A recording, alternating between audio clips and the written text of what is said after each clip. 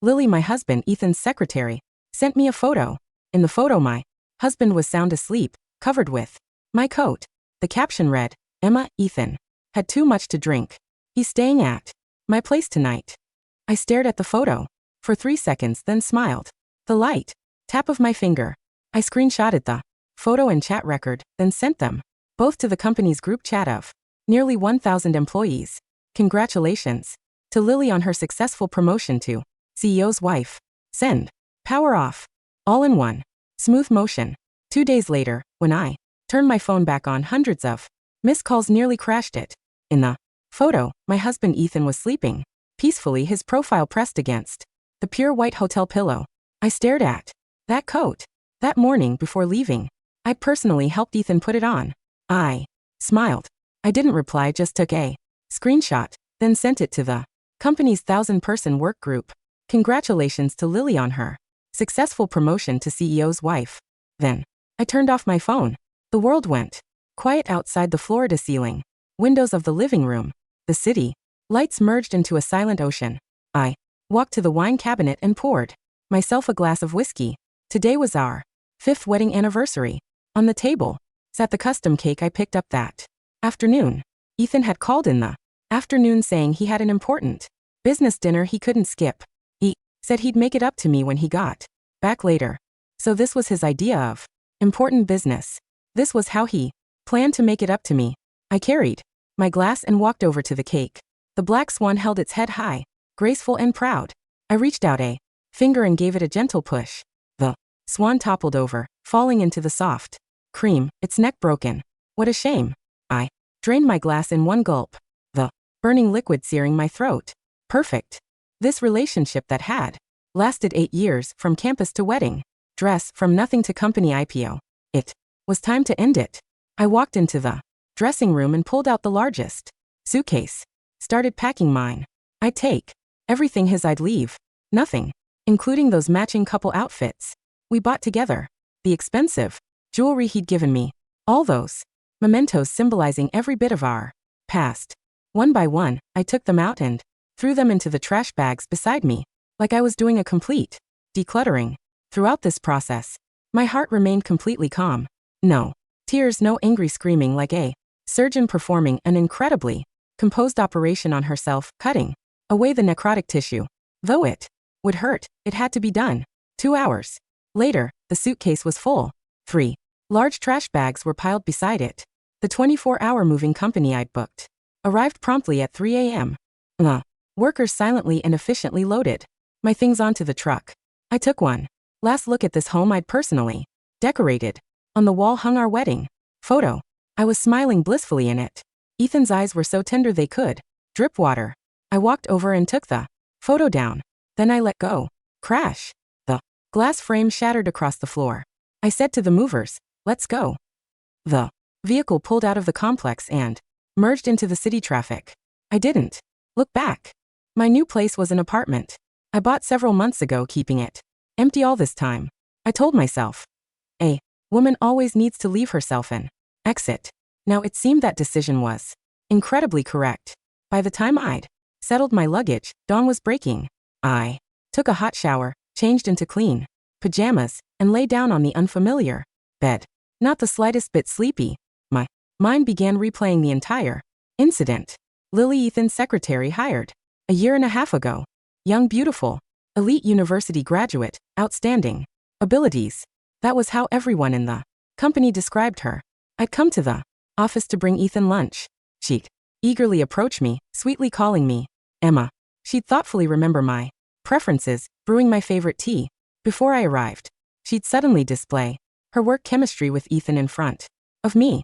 For instance, Ethan would give her a look and she'd know which document to hand him.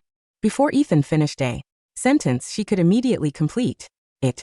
She'd tell me in a joking tone, "Emma, sometimes I feel like I understand Ethan even better than you do." Back then, I just smiled it off. I figured a man's capable work assistant and his life soulmate were two different tracks. They didn't conflict.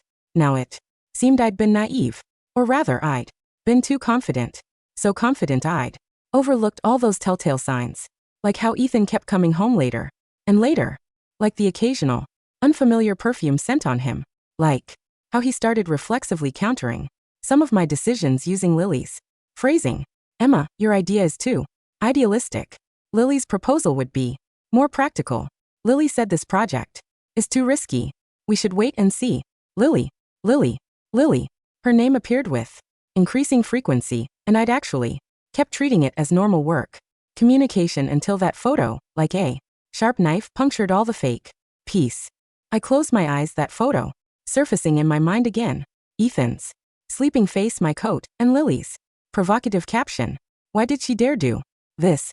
She was certain I wouldn't make a scene. She was certain I'd choose to swallow my grievances for the sake of Ethan's career, for the company stability. She was certain I'd find her privately or find Ethan, cry, make a fuss, then accept an explanation of just a mistake all men make. And she could continue lurking by Ethan's side as the victor until she completely replaced me. Unfortunately, she miscalculated. Emma, never make losing deals.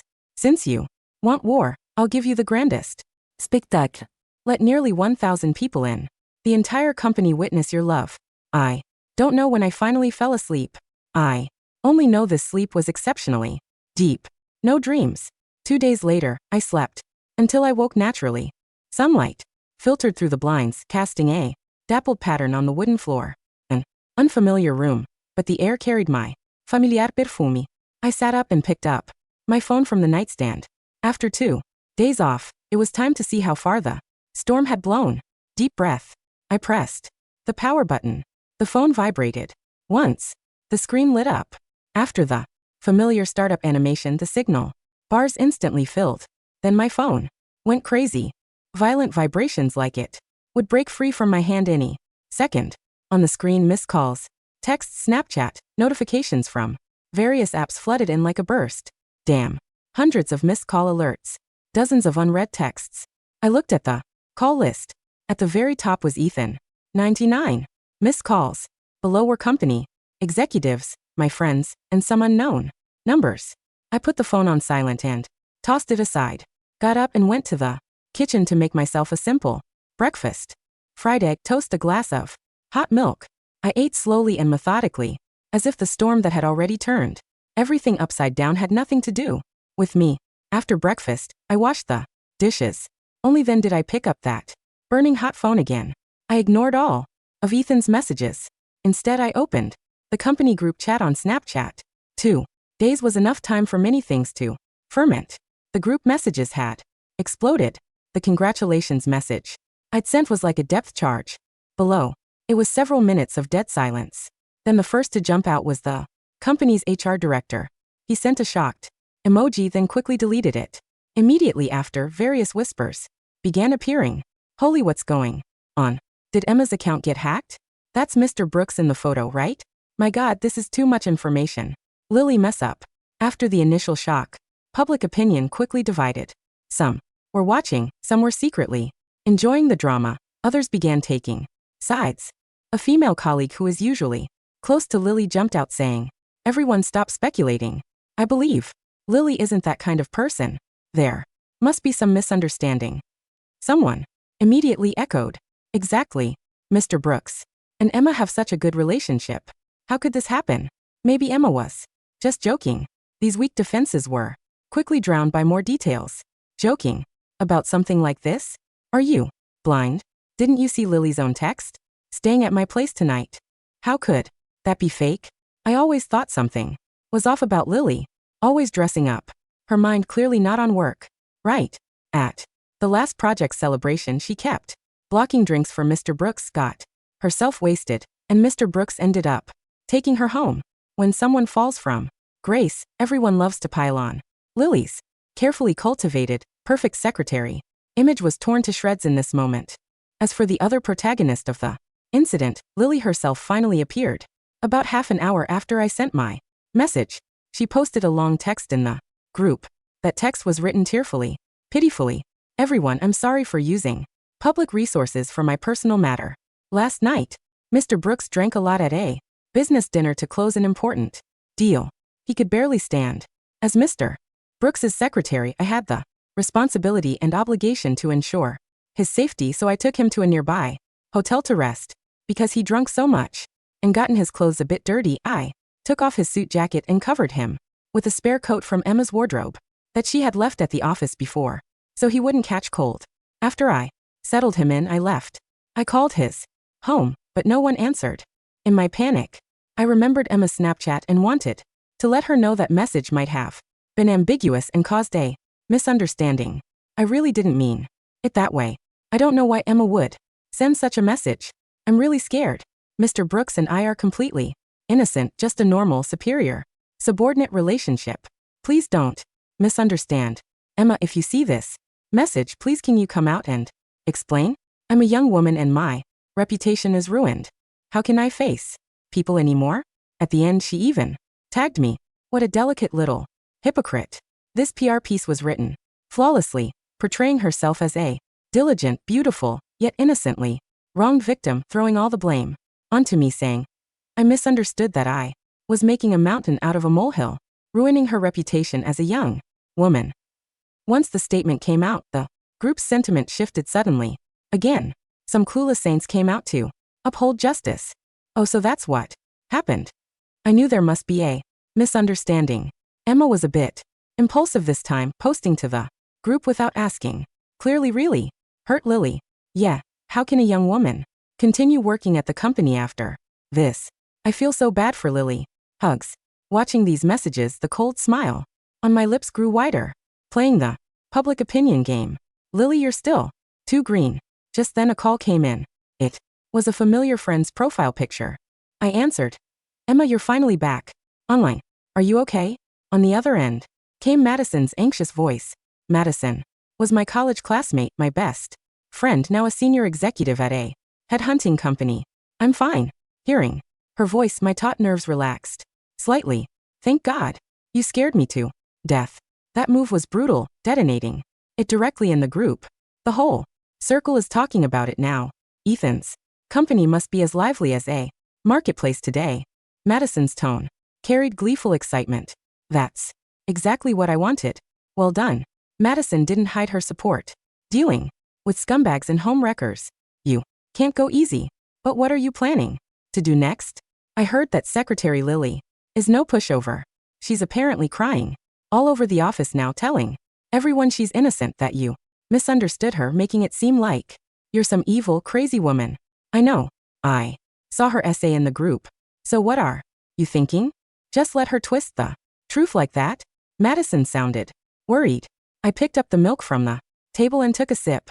The warm liquid slid into my stomach. Very comfortable. Don't worry, I said. Let her flute for. Wow. The bullet's already been fired. It needs time to fly and ferment. In a public opinion war, the worst thing is being led by the nose. If Lily wanted to play the victim and gain sympathy, I'd let her act. The harder she performed, the more pitifully she cried, the more fierce the backlash would be. When the truth came out, what I wanted wasn't a war of words. I wanted to nail her to the pillar of shame, never to rise again. What about you? What are your plans today?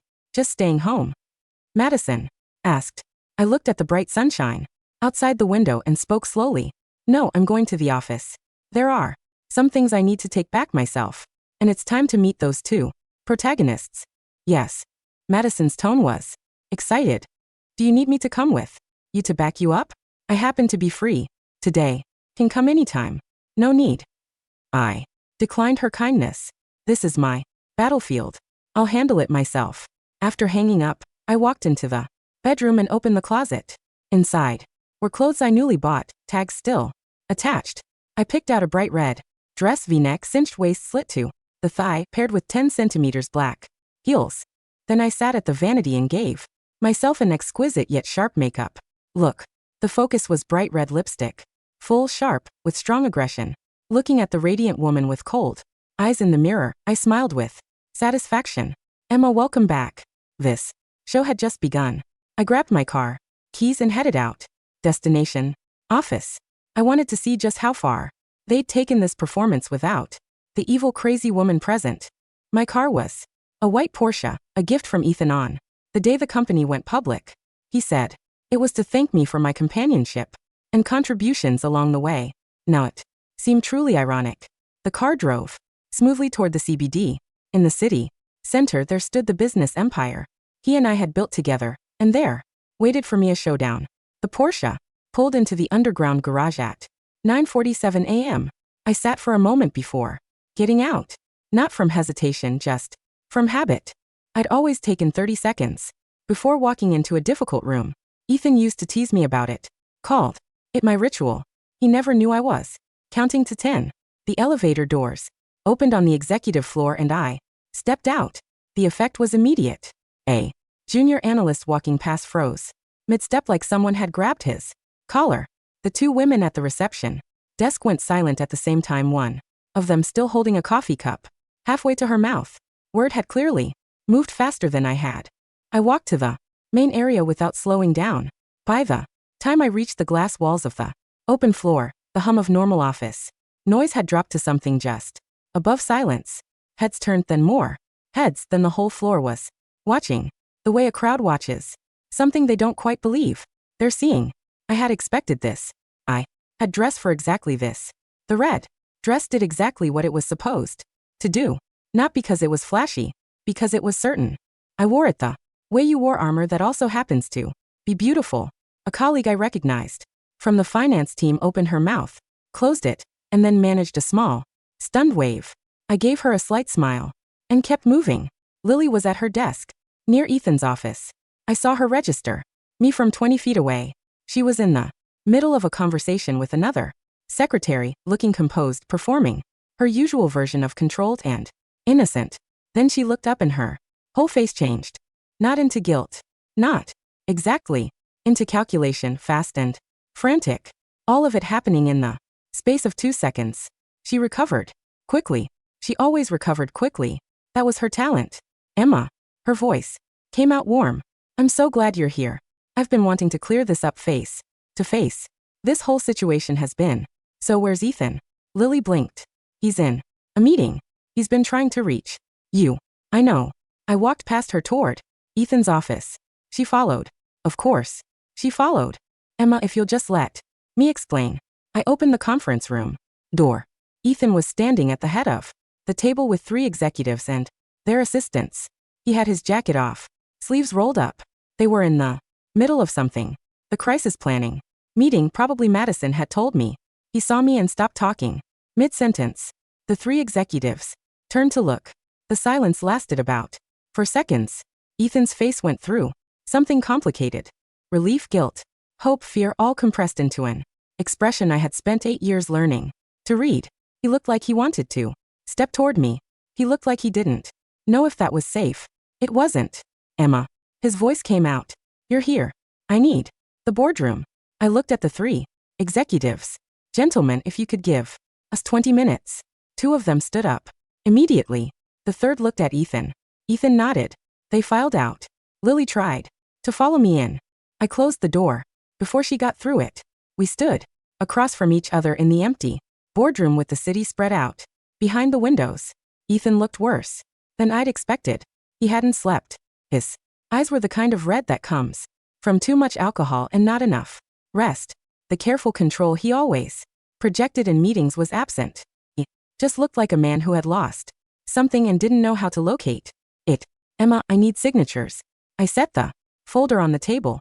Divorce agreement, asset division, transfer of my shares back to my name. My lawyer had these drafted last month. He stared at the folder. Last month? Yes, you were. Already. He stopped.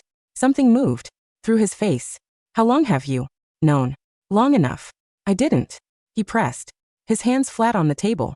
Nothing happened between us. It was never physical. Lily and I, Ethan. He stopped. I don't need the explanation. My voice was quiet, not cold, just settled. That's not why I'm here. Sign the papers. He looked at me. Really looked. The way he used to look at me in the early years when we were still building everything together, and he still noticed me like I was something worth looking at. I know I heard you, he said. I know. I was careless, but Emma, everything we built, you can't just what we built. I let that sit for a second. You mean the company? Yes, obviously. Yes. This is. Or tell me something. I tilted my head. Who closed the Meridian account? Frowned. You did, but that's not.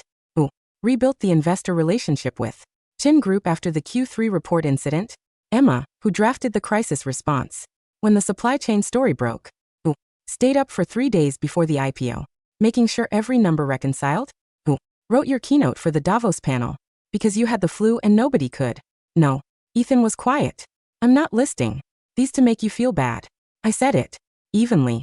I'm listing them because in 48 hours a very large number of people are going to remember those things at the same time. He went still the board. Meetings Thursday. I said I'll be there. Emma, don't. I picked up the folder. I'll give these to your lawyer today. The heavy glass door of the boardroom clicked shut behind me, isolating Ethan's pale, desperate face on the other side. The moment I stepped out, the silence of the executive floor felt like a physical pressure. The air was thick with the unuttered gossip of 30 employees who had suddenly found urgent tasks at their desks, their eyes darting toward me through the glass partitions. Lily was still standing by her desk, holding a stack of leather-bound folders. Her knuckles were white, her breathing shallow. She had clearly been trying to listen through the soundproof glass. When she saw me, she instantly adjusted her posture, pulling her shoulders back and tilting her chin up in a desperate bid for defiance.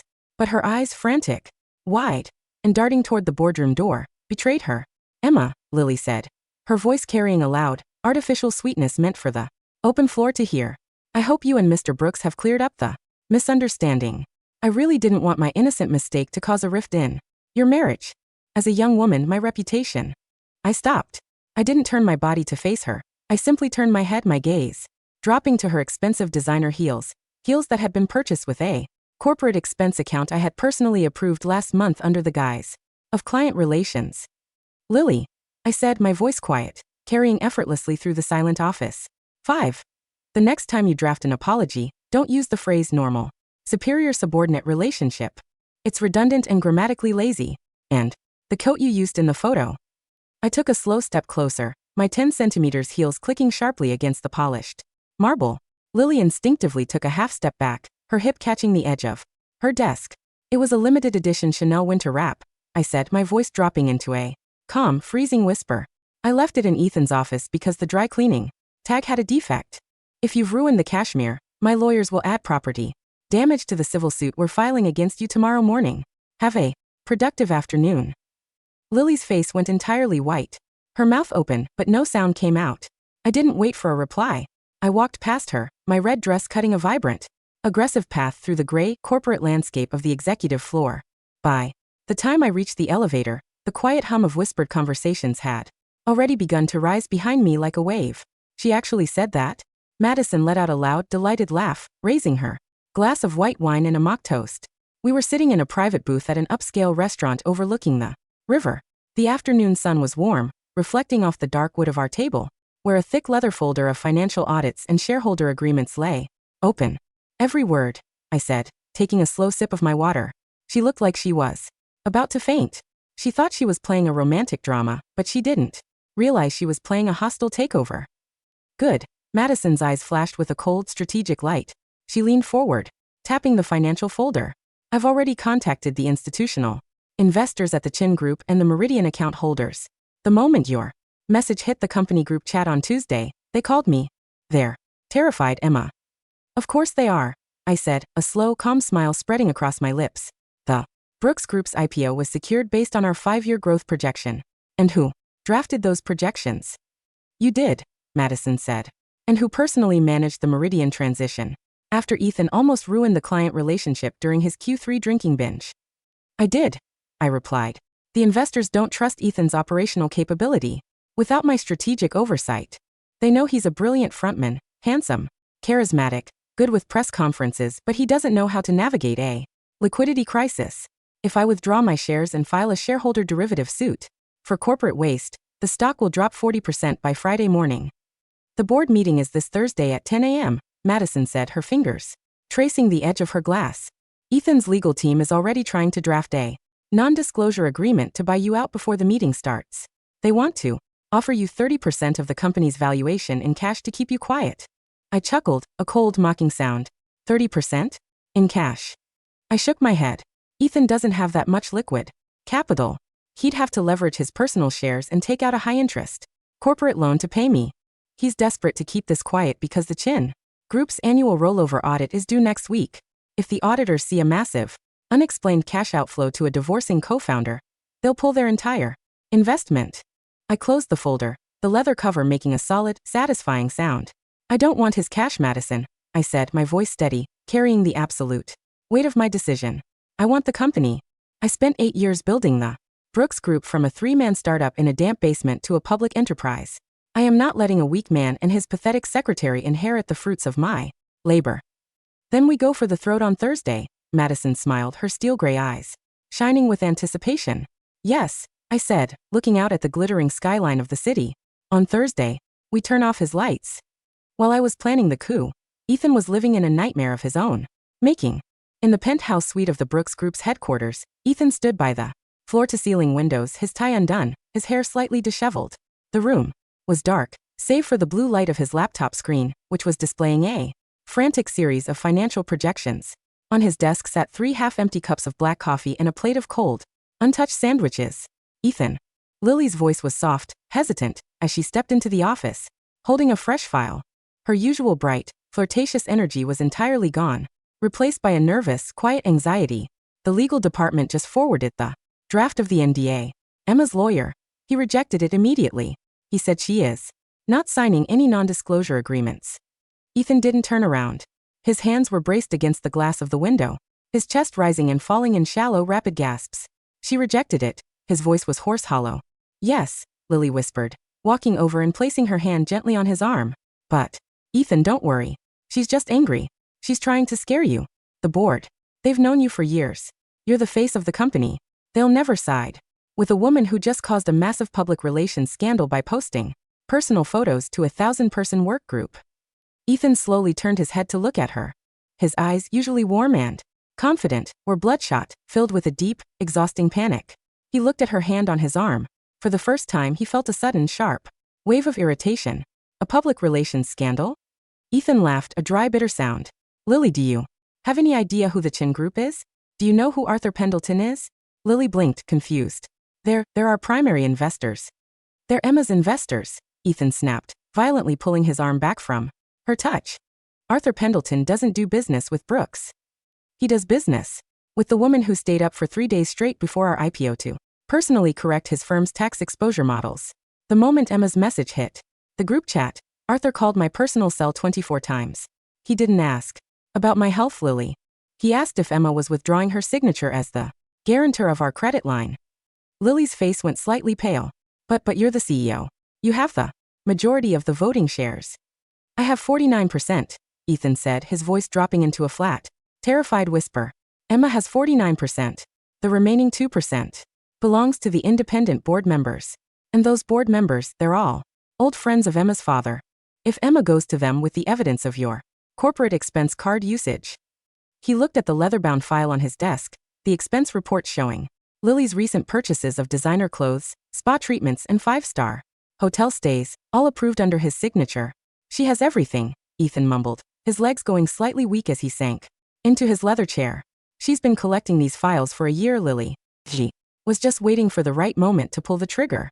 And you gave her the perfect opportunity on a silver platter with that stupid photo. I was only trying to make her back off. Lily cried, her tears finally breaking through, her innocent victim act crumbling into panic. She was always so cold, so arrogant. She looked at me like I was just a piece of furniture. I wanted her to know that you belong to me. I don't belong to anyone. Ethan roared, slamming his hand against the desk, sending a coffee cup rattling to the floor. I am the CEO of this company. And, right now, I am 48 hours away from being thrown out of my own building. He pointed to the door, his chest heaving. Get out, Lily. Get out of my office. I need to prepare for Thursday. Lily stared at him, her eyes wide with a feral, cornered terror as she realized her future CEO's wife status was turning into a prison sentence. She didn't say another word. She turned and fled the room, her high heels clicking frantically against the hardwood. Thursday morning arrived with a clear, blue sky, but the atmosphere inside the Brooks Group's grand boardroom was as tense as a battlefield. The massive mahogany table was surrounded by 12 board members and the primary institutional investors from the Chin Group and the Meridian account. Ethan sat at the head of the table, wearing his best tailored suit, his hair neatly styled, his face tight and pale under his professional makeup. Lily stood in the corner of the room, holding a tablet, trying to look like a supportive, diligent secretary, but her hands were shaking so hard she could barely hold the stylus. "Thank you everyone for coming," Ethan said, his voice steady but carrying an artificial, forced warmth. "As many of you know, the Brooks Group has recently experienced a minor public relations incident. But I assure you, our operational pipelines remain strong and our Q4 projections are." "We don't care about your Q4 projections, Ethan," Arthur Pendleton interrupted, his steel-gray eyes locking onto Ethan from the other end of the table. "We've seen the reports. And we've seen the public filings. Emma Brooks has officially registered a new logistics holding company, Aegis Group. And she's already filed a formal motion to withdraw her personal guarantees from our primary credit line." The board members immediately began whispering, a low, anxious hum of panic. "Is this true, Ethan?" an older board member asked, his face dark with concern. "If Emma withdraws her guarantee, the bank will call in our $30 million development loan immediately. We don't have that much liquid capital." It's a negotiation tactic," Ethan stammered, his collar suddenly feeling entirely too tight. "Emma is just emotional because of a personal family matter. I am currently working with our legal team to reach a settlement." "The settlement is already reached, Ethan," a cool, clear voice echoed from the doorway. The double glass doors of the boardroom swung open, and I walked in. I was wearing a pristine, tailored white power suit, my hair styled in elegant, classic waves. My face was radiant, my eyes cool and calm. Beside me stood Madison, her sharp, professional posture radiating a power that made the entire room shift on its heels. The board members immediately stood up, several of them greeting me with respectful nods. "Emma," Arthur Pendleton smiled, rising from his chair to shake my hand. "Thank goodness you're here." "Arthur," I nodded, taking my seat at the middle of the table, directly across from Ethan. Ethan stared at me, his eyes wide, his breath coming in shallow gasps. "Emma, what is this?" "We had a meeting scheduled with our lawyers." "The lawyers are already done, Ethan," I said, my voice quiet but carrying effortlessly through the silent room. I nodded to Madison, who immediately connected her tablet to the main projector screen. The massive LED screen behind Ethan flickered. Instead of our Q4 financial slides, the screen displayed a detailed forensic audit of the Brooks Group's corporate expense accounts over the past 18 months. It showed 32 personal purchases, ranging from luxury hotel bookings to designer jewelry, all made on Lily's corporate card, all approved under Ethan's digital signature.